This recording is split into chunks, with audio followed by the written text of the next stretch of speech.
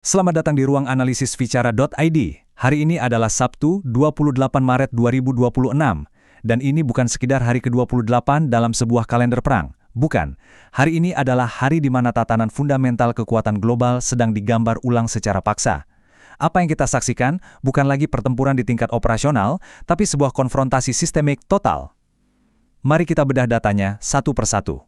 Kita mulai dengan satu peristiwa yang sejujurnya menghentikan detak jantung dunia pagi ini. Korps Garda Revolusi Islam Iran secara resmi mengumumkan penutupan total Selat Hormuz. Selama puluhan tahun, selat sempit ini adalah jaminan, sebuah janji tak tertulis bahwa energi global akan terus mengalir. Pagi ini, janji itu dibakar habis. Ini adalah kiamat energi yang sudah lama diramalkan oleh para analis, dan sekarang ini bukan lagi prediksi. Ini adalah kenyataan. Anda harus paham, pernyataan ini bukan retorika politik untuk tajuk berita. Sama sekali bukan. Ini adalah penegakan garis merah Teheran yang kini telah menjadi tembok api. Pagi ini, 3 kapal kontainer yang nekat mencoba melintas, mungkin karena percaya pada jaminan kosong dari Washington, dipaksa putar balik di bawah ancaman misil. Satu kapal kontainer berbendera Thailand yang tidak mengindahkan peringatan, nasibnya jauh lebih buruk. Kini kapal itu terbakar hebat di tengah laut setelah dihantam oleh armada IRGC. Urat nadi paling vital di dunia telah diubah menjadi zona pembantaian maritim. Dampaknya, tentu saja seketika dan brutal. Ini adalah awal dari sebuah kampanye yang saya sebut sebagai asfiksia maritim. Sebuah pencekikan ekonomi yang disengaja, metodis, dan terukur terhadap seluruh aliansi Amerika. Lihat saja pasar. Harga minyak mentah Brent langsung melonjak menembus $110 per barel hanya dalam hitungan jam. Dan para analis di Bloomberg yang biasanya sangat berhati-hati, kini tidak lagi bicara tentang kemungkinan. Mereka bicara tentang kepastian, bahwa harga $200 per barel adalah skenario berikutnya yang tak terhindarkan. Ekonomi global kini resmi disandera. Sekarang, mari kita geser fokus kita dari lautan ke daratan. Saya ingin Anda perhatikan baik-baik angka ini. $79 juta. Ini bukan anggaran. Ini adalah biaya setelah disesuaikan dengan inflasi dari satu buah aset militer Amerika yang baru saja dikonfirmasi hancur lebur di pangkalan udara Prince Sultan di Arab Saudi. Dan ini bukan aset biasa. Ini adalah paku di peti mati supremasi udara Amerika di kawasan ini. Aset yang hancur itu adalah sebuah KC-135 Stratotanker.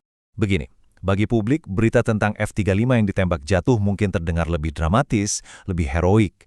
Tapi percayalah, bagi seorang jenderal bintang 4 di Pentagon, kehilangan satu tanker ini secara strategis jauh-jauh lebih menghancurkan. Kenapa? Karena tanpa kemampuan pengisian bahan bakar di udara, seluruh armada jet tempur dan pembom canggih mereka lumpuh. Radius tempur mereka dipangkas habis. Jet-jet F-35 itu tak lebih dari burung besi mahal dengan jangkauan terbang yang menyedihkan. Supremasi udara menjadi sebuah ilusi. Kehancuran ini adalah hasil dari gelombang ke-84 Operasi Janji Setia 4. Rudal balistik dan drone-drone Iran secara presisi menghantam targetnya, armada pengisian bahan bakar dan logistik Amerika di Al-Qarj. Beberapa KC-135 hancur total, beberapa lainnya rusak parah. Dan ini bukan sekedar klaim propaganda dari Teheran, ini dikonfirmasi oleh pernyataan resmi IRGC, divalidasi oleh citra satelit yang tak bisa berbohong, dan bahkan diakui secara diam-diam oleh pejabat Amerika kepada Wall Street Journal. Sayap Pentagon di Timur Tengah baru saja dipatahkan. Seolah-olah kehancuran di darat belum cukup, sebuah drama lain terjadi di udara, di saat yang hampir bersamaan. Di atas langit Kuwait yang seharusnya aman, sebuah sinyal darurat terpancar dari kokpit sebuah pesawat militer Amerika. Sebuah kode yang tidak pernah ingin didengar oleh menara kontrol manapun di dunia. Squawk 7700. Pesawat itu adalah sebuah Boeing C-77 Globemaster III, tulang punggung logistik udara Amerika. Kode 7700 artinya hanya satu hal, situasi darurat yang mengancam jiwa, dan pesawat itu butuh mendarat sesegera mungkin, dimanapun. Penyebabnya belum dirilis, tapi ini bukan anomali. Ini adalah gejala dari sebuah degradasi sistemik. Ini adalah tanda bahwa kru darat kelelahan, suku cadang mulai menipis, dan tempo operasional yang dipaksa berjalan tanpa henti selama 28 hari terakhir mulai menuntut korban dari mesin perang itu sendiri. Mesin perang Amerika mulai retak dari dalam. Dan keretakan itu paling jelas terlihat di sini. Lihat data ini. Ini bukan dari Teheran. Ini adalah data mentah dari pengakuan Kementerian Pertahanan Arab Saudi sendiri. 6 rudal balistik Iran diluncurkan ke arah Riyadh. Sistem pertahanan Patriot yang harganya miliaran dolar hanya berhasil mencegat 2. 4 sisanya menembus perisai pertahanan udara termahal di dunia. Tingkat keberhasilan intersepsi hanya 33%. Ini bukan sekedar kegagalan. Ini adalah sebuah bencana pertahanan. Tentu saja, narasi resmi dari Riyadh mencoba meredam kepanikan. Mereka mengklaim 4 rudal yang lolos itu jatuh di area tak berpenghuni, sebuah kebohongan yang terus terang menyedihkan. Karena data OSINT dan citra satelit tidak bisa berbohong, rudal-rudal itu menghantam tepat di landasan pacu yang digunakan oleh aset-aset Amerika di pangkalan udara Prince Sultan. Jadi ini bukan hanya kegagalan intersepsi, ini adalah kegagalan intelijen dan pertahanan yang terintegrasi yang berujung pada kehancuran tanker KC-135 yang kita bahas tadi. Dan ini memunculkan satu pertanyaan retoris yang mengerikan yang pasti sedang menghantui setiap komandan Amerika dan sekutunya malam ini. Jika pangkalan Prince Sultan, benteng mereka yang paling kokoh, dengan perlindungan berlapis dan sistem pertahanan tercanggih di dunia, bisa ditembus semudah ini, lalu di mana lagi pasukan Amerika bisa merasa aman di kawasan ini? Jawabannya sederhana, tidak ada tempat. Jaminan keamanan dari Barat baru saja menguap. Namun, di Washington, narasi yang disampaikan seolah berasal dari planet lain. Presiden Trump mengklaim dengan penuh percaya diri bahwa Iran hanya memiliki sangat sedikit roket tersisa dan bahwa kemenangan total sudah di depan mata.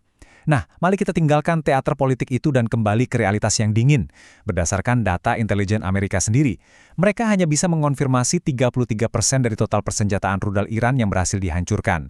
Artinya, 67% sisanya masih utuh atau terkubur dengan aman di dalam bunker dan siap dipulihkan kapan saja. Ada jurang pemisah yang sangat berbahaya antara realitas di lapangan dan retorika di Washington. Di sisi lain, lihatlah tabel ini. Ini adalah krisis yang sedang coba ditutupi oleh Pentagon. Data dari Washington Post mengungkap bahwa Amerika telah menembakkan lebih dari 850 rudal jelajah Tomahawk hanya dalam 28 hari. Seorang pejabat bahkan menyebut stok yang tersisa di kawasan Timur Tengah sudah berada di level sangat rendah. Kecepatan penggunaan amunisi ini jauh melampaui kemampuan rantai pasok industri mereka. Sederhananya, Amerika kehabisan nafas perang, sementara Iran, musuh mereka, masih memiliki 2/3 dari arsenalnya yang siap ditembakkan. Merasakan kelemahan ini, Iran memutuskan untuk mengubah aturan main. Setelah serangan AS Israel terhadap infrastruktur ekonominya, terutama pabrik baja Mubarakeh dan Khuzestan, IRGC tidak lagi bermain dengan aturan lama.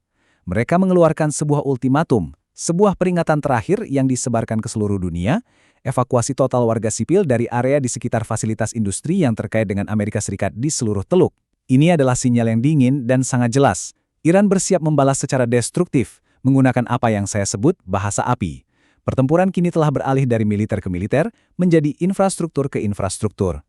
Sementara itu, di front utara, sekutu utama Iran Hizbollah meningkatkan tekanan ke tingkat yang belum pernah kita saksikan sebelumnya. 96 operasi militer yang berbeda dilancarkan hanya dalam 24 jam terakhir. Lihat distribusinya. Hampir separuhnya ditujukan untuk mematahkan setiap gerak maju pasukan Israel, menghancurkan mereka sebelum bisa mengkonsolidasikan posisi. Sisanya menghantam langsung kota dan pemukiman untuk menebar teror, serta menargetkan basis-basis militer Israel. Ini bukan pertempuran acak, ini adalah kampanye atrisi yang terukur dan mematikan. Dan dampaknya bisa diukur dengan angka-angka yang brutal. Dalam 24 jam, 29 tank Merkava, simbol keperkasaan lapis baja Israel, hancur atau rusak berat.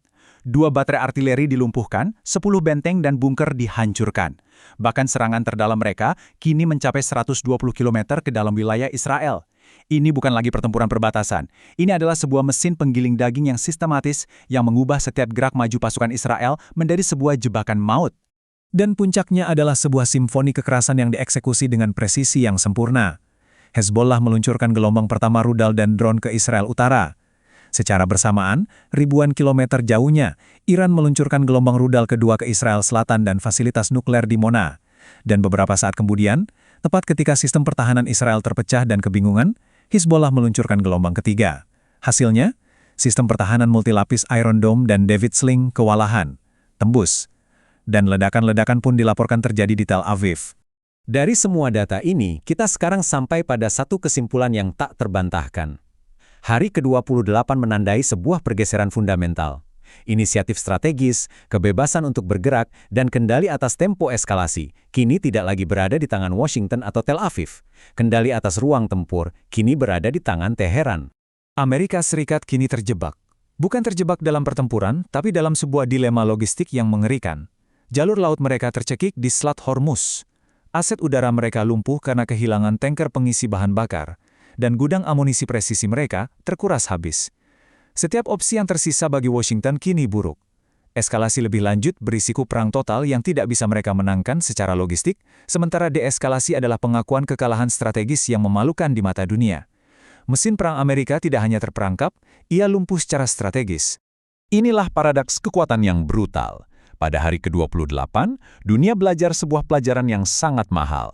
Status negara adidaya ternyata tidak diukur dari seberapa keras Anda bisa memukul, tetapi dari seberapa kuat Anda bisa menerima pukulan. Dan hari ini, sistem Amerika terbukti tidak mampu menahannya. Renungkanlah realitas baru ini.